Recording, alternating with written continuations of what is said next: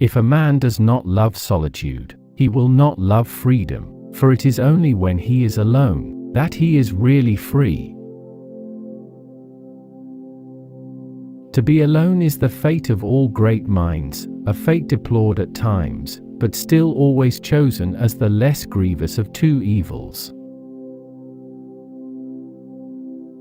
The present may be compared to a small dark cloud, driven by the wind over the sunny plain.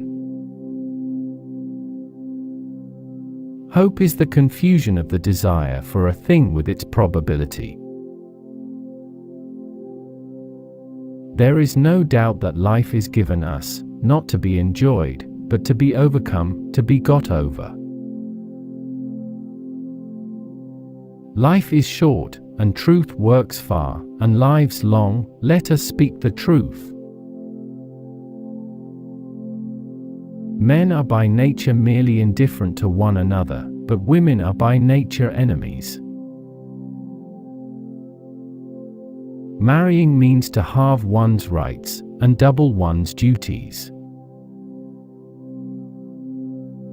Almost all of our sorrows spring out of our relations with other people. Life is full of troubles and vexations, that one must either rise above it by means of corrected thoughts, or leave it. We can regard our life as a uselessly disturbing episode in the blissful repose of nothingness. The majority of men are not capable of thinking, but only of believing, and are not accessible to reason, but only to authority. Everyone takes the limits of his own vision for the limits of the world. It is easy to explain that man loves above everything else an existence which is full of want. If a man does not love solitude, he will not love freedom, for it is only when he is alone that he is really free. Ordinary people merely think how they shall spend their time. A man of talent tries to use it.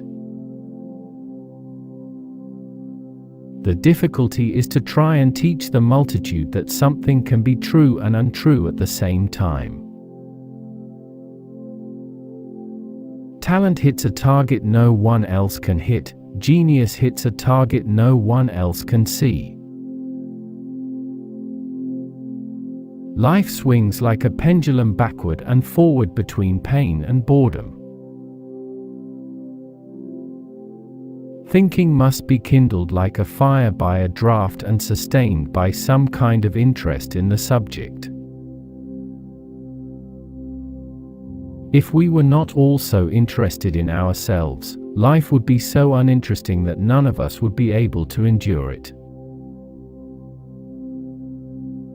Genius and madness have something in common, both live in a world that is different from that which exists for everyone else. All truth passes through three stages. First, it is ridiculed. Second, it is violently opposed. Third, it is accepted as being self-evident. If you want to know your true opinion of someone, watch the effect produced in you by the first sight of a letter from him. Each day is a little life, every waking and rising a little birth, every fresh morning a little youth, every going to rest and sleep a little death.